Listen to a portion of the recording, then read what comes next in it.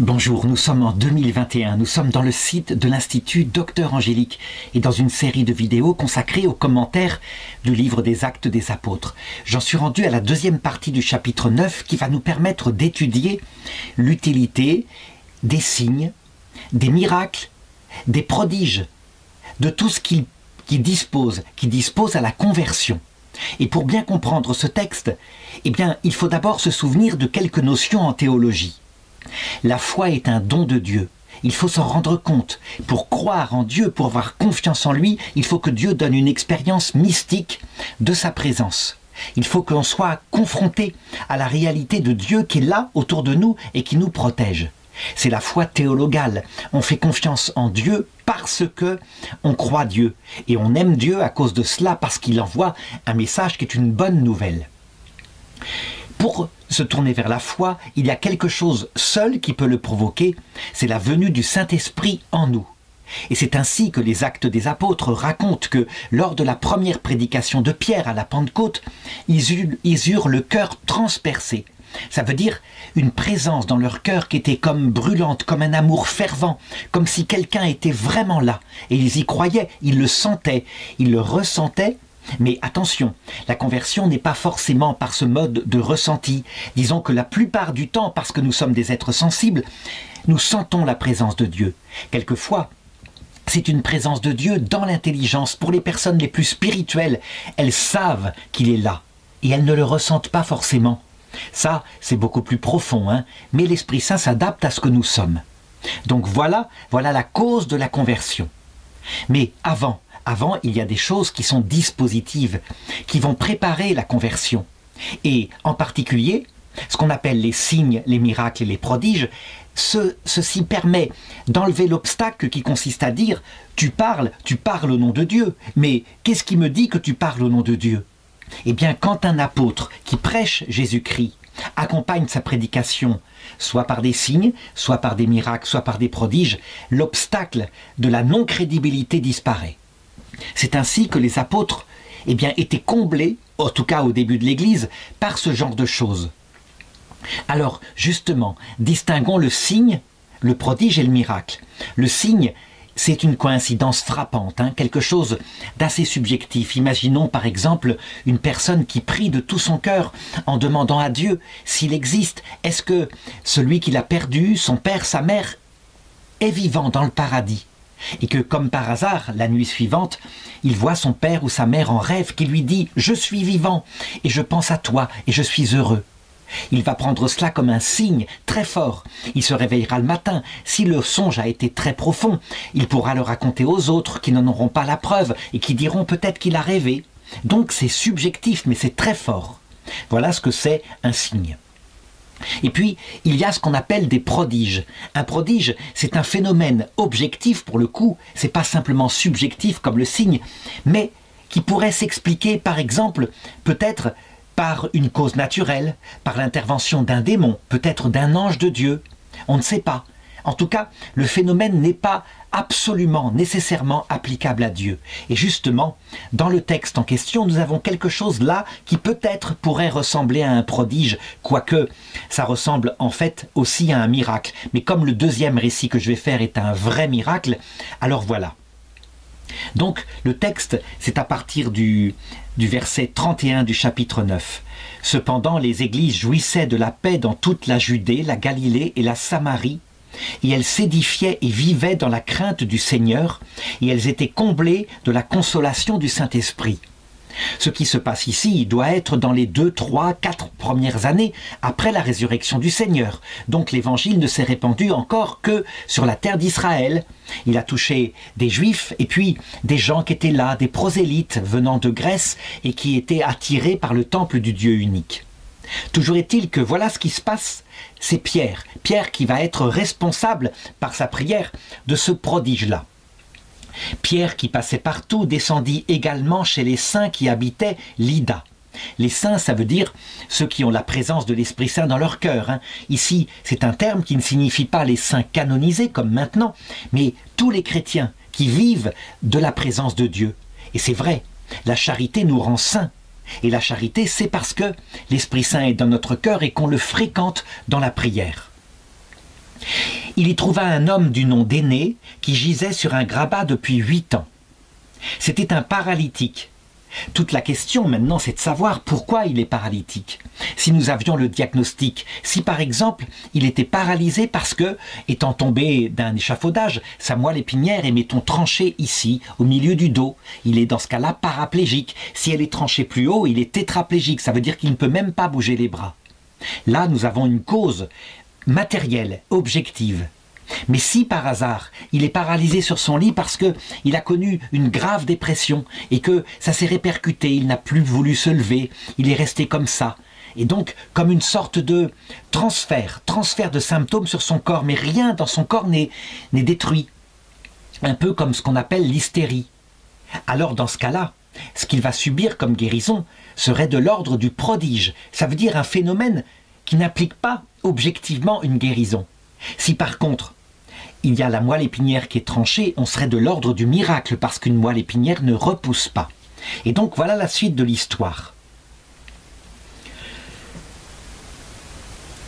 Pierre lui dit, « Aîné, Jésus-Christ te guérit, lève-toi et fais toi-même ton lit. » Et il se leva aussitôt, et tous les habitants de Lydda, de la plaine de Saron le virent, et ils se convertirent au Seigneur. Voilà. Voilà pourquoi je dis que pour le moment, en tout cas si on vérifiait par exemple ce qu'il a vécu sans avoir le diagnostic de ce qui l'a rendu paralysé, on peut parler de prodige, on ne peut pas être sûr qu'il y a un miracle, sauf si un médecin a fait le diagnostic que c'est inguérissable, c'est définitif. C'est ce qu'on voit par exemple avec l'aveugle de naissance que Jésus guérit. Là, du coup, c'est un miracle parce que manifestement l'organe de la vision était détruit et Jésus l'a guéri. Donc il y a eu objectivement quelque chose qui ne peut être dû qu'à la puissance de Dieu. Donc résumons, le prodige est un phénomène qui est possible à la nature, mais qui est extrêmement rare et surtout qui est stupéfiant. Par exemple, un prodige, c'est une personne qui fait actuellement un infarctus, qui tombe par terre, un médecin réanimateur arrive, il lui fait un massage cardiaque, et au bout de 3 minutes, il le réveille. C'est un prodige de la médecine. Il y a 200 ans, peut-être que personne ne l'aurait réveillé parce qu'on n'aurait pas su qu'il y avait possibilité de faire un massage cardiaque. Le prodige est donc dû, dans ce cas-là, à une cause naturelle. Dans le cas suivant, c'est ce que raconte le récit, donc à partir du verset 36. Eh bien, on va assister à, je crois, ce qu'on appelle un vrai miracle. Il y avait à Jopé, parmi les disciples, une femme du nom de Tabitha, en grec Dorcas. Elle était riche des bonnes œuvres et des aumônes qu'elle faisait. Or, il se fit qu'elle tomba malade en ces jours-là et mourut. Donc, reste à savoir, évidemment, quel est le diagnostic qui a été fait de sa mort. Si elle ne respire plus, que son corps devient rigide, véritablement, qu'ensuite, éventuellement, si on est en plein été, qu'il commence à sentir, comme ce fut le cas pour Lazare, que Jésus a ressuscité, alors on est devant une vraie mort. Si ça dure plusieurs jours, on a la certitude. C'est pas comme ce que j'ai raconté tout de suite avec la réanimation. Après l'avoir lavée, on la déposa dans la chambre haute. Comme Lydda n'est pas loin de Jopé, les disciples, apprenant que Pierre s'y trouvait, lui dépêchèrent 2 hommes pour lui adresser cette prière « Viens chez nous sans tarder ». Pour être sûr que ce que va faire ici Pierre est un vrai miracle, il faudrait avoir les circonstances. Et c'est vrai qu'il y a parfois des sortes de paralysie qui ressemblent à la mort, mais en fait ce n'est pas vraiment la mort. C'est pour ça dans le temps qu'on parlait des croque-morts. Un croque-mort, c'est un personnage qui était chargé de mordre cruellement un mort à l'oreille par exemple ou à l'orteil pour vérifier qu'il était bien mort. Et on estimait que s'il était bien mort, eh bien il n'allait pas réagir. Il y avait effectivement de temps en temps des gens qui étaient enterrés parce qu'on les avait crus morts. Ce fut le cas, paraît-il, pour le grand prédicateur Bossuet. Celui qui faisait des sermons, Madame est morte, Madame se meurt, Madame est morte, des sermons extraordinairement bien écrits. Quand on déterra son cercueil quelques années plus tard, parce que on avait organisé un procès en béatification, on trouva qu'il s'était réveillé dans son cercueil, qu'il avait essayé de sortir de toutes les manières possibles, qu'il avait griffé le bois et qu'il n'avait pas pu sortir, qu'il était mort comme ça étouffé. C'était vraiment une terreur, quelque chose qui arrivait à ces époques-là et qui maintenant, je pense, ne se produirait pratiquement plus parce que, véritablement, on a des capacités à vérifier la mort réelle. Donc, si cette femme Tabitha est dans une simple paralysie, alors on dira qu'il y a eu prodige. Mais tout de même, le fait que Pierre se déplace comme ça, c'est assez stupéfiant. Donc, Pierre partit tout de suite avec eux, et aussitôt arrivé, on le fit monter dans la chambre haute, où toutes les veuves en pleurs s'empressèrent autour de lui montrant les tuniques et les manteaux que faisait Dorcas lorsqu'elle était avec elle. Donc, en tout cas, tous les gens qui sont là sont convaincus qu'elle est morte, qu'elle est vraiment morte. Alors, encore une fois, je n'ai pas possibilité de vérifier, évidemment. Pierre mit tout le monde dehors, puis, à genoux, pria. Se tourna ensuite vers le corps, il dit « Tabitha, lève-toi ». Elle ouvrit les yeux et voyant Pierre, elle se mit sur son séant. On reconnaît ici un miracle analogue à ce qui s'était passé à l'époque de Élie, de Tishba, le prophète, dans la Bible. Et évidemment, c'est par contre quelque chose de moins net que ce que va faire Jésus avec Lazare, où là, carrément, il y a des odeurs de décomposition. Pour le coup, on est certain que pour Lazare, il y a eu un vrai miracle. Pourquoi? Parce que il n'est pas possible de ressusciter un mort décomposé. Il faut la toute-puissance de Dieu. Le miracle de la résurrection d'un mort décomposé, c'est véritablement quelque chose qui implique plus que la puissance des anges. Il faut que Dieu lui-même mette son pouvoir éternel et puissant, tout puissant, au service de ce phénomène. En l'occurrence ici, ça ressemble à un miracle, mais on n'en a pas la preuve définitive. Verset 41. Lui prenant la main, Pierre la fit lever, appelant alors les saints et les veuves, il la leur présenta vivante. Tout Joppé sut la chose et beaucoup crurent au Seigneur. Beaucoup, mais ça ne veut pas dire tous. Ça veut dire que peut-être certains ont dit « Oui, est-ce qu'elle était vraiment morte? Est-ce qu'elle n'était pas complice de l'histoire? Elle était elle-même disciple de Saint-Pierre et peut-être qu'elle a arrangé les choses. » C'est possible qu'il y ait eu possibilité ainsi de douter, ce qui n'était pas le cas avec Lazare. Pierre demeura un certain temps à Joppé, chez un corroyeur appelé Simon. Alors, je terminerai cette histoire de la façon suivante. Pourquoi est-ce que Dieu fait des signes, des miracles et des prodiges? Eh bien parce que Pierre, quand il va devoir prêcher ensuite, puisqu'il n'a pas de preuves à montrer pour le moment, étant donné que Dieu, pour le moment, le temps de la vie terrestre, a comme sagesse de se cacher. Il pourrait apparaître, il l'a fait à Saint Paul, mais il ne le fait que rarement. En général, il nous laisse pendant un temps dans la foi. Donc, pour éviter de nous donner une certitude absolue qu'il nous donnera à l'heure de notre mort lorsque nous le verrons, alors il donne des choses qui sont dégradées, les signes, les prodiges et surtout les miracles. Mais, il faut le reconnaître, quand s'appuie sur cela la prédication d'un apôtre qui se met à expliquer que s'il a fait ce miracle, c'est au nom du Christ, parce que le Christ est mort, qu'il est ressuscité, qu'il est Dieu, etc., etc., la parole va être davantage crue. Un obstacle a disparu. La crédibilité de l'apôtre est là. Cependant, si la prédication se fait et qu'elle n'est pas accompagnée de la dernière chose qu'on appelle l'Esprit Saint qui vient dans le cœur comme je viens de l'indiquer, alors, même accompagnée de miracles, de prodiges et de signes, la prédication d'un apôtre ne portera pas ses fruits. Ou du moins, elle provoquera la stupéfaction, la peur, et puis peut-être que les gens se tourneront comme ça, en y croyant, mais ils auront été roulés, tandis que si l'Esprit Saint vient dans leur cœur en même temps, alors on aura la vraie qualité de la conversion, une qualité profonde avec la charité qui va naître dans le cœur. Alors il me reste à développer comment fait l'Esprit Saint. Eh bien, au cours des conciles de l'Église catholique, l'Église a défini d'abord la chose suivante. Il peut y avoir l'Esprit Saint qui attire quelqu'un avant même qu'on ait entendu un prédicateur expliquer que c'était lui. C'est le cas, par exemple, de tous les hommes dont le cœur est angoissé. Ils cherchent, ils vont mal, ils cherchent ce qui va mal en eux, et souvent c'est simplement que la vie n'a pas de sens profond. Ils ont tout pour être heureux, et cette angoisse, ce feu dans leur cœur, est une angoisse mystique due à l'Esprit Saint qui les attire à lui, et aussi au vide de leur cœur qui est fait pour être rempli de Dieu. On appelle cette première phase la prémotion divine.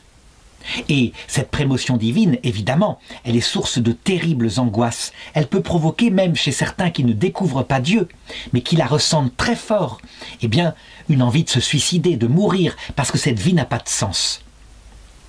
Évidemment, quand on a dit que ceux qui se suicidaient pour ça étaient immédiatement conduits en enfer, c'est une aberration, on le voit bien. Ce sont souvent les âmes les plus mystiques, mais elles n'ont pas eu la possibilité d'entendre parler du Christ.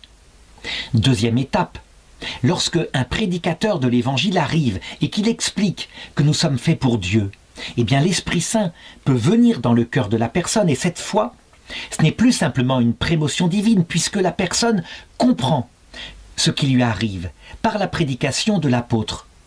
On appelle cela une forme de grâce actuelle qui provoque un premier amour. C'est le Concile d'Orange qui a défini que cette prima affectio, elle n'était pas libre, elle venait de l'Esprit Saint.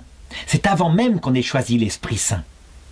Évidemment, une fois que la personne brûlée par ce feu intérieur, comprenant ce qui lui arrive, est invitée librement à accepter cet amour, alors on entre dans le domaine de la grâce sanctifiante.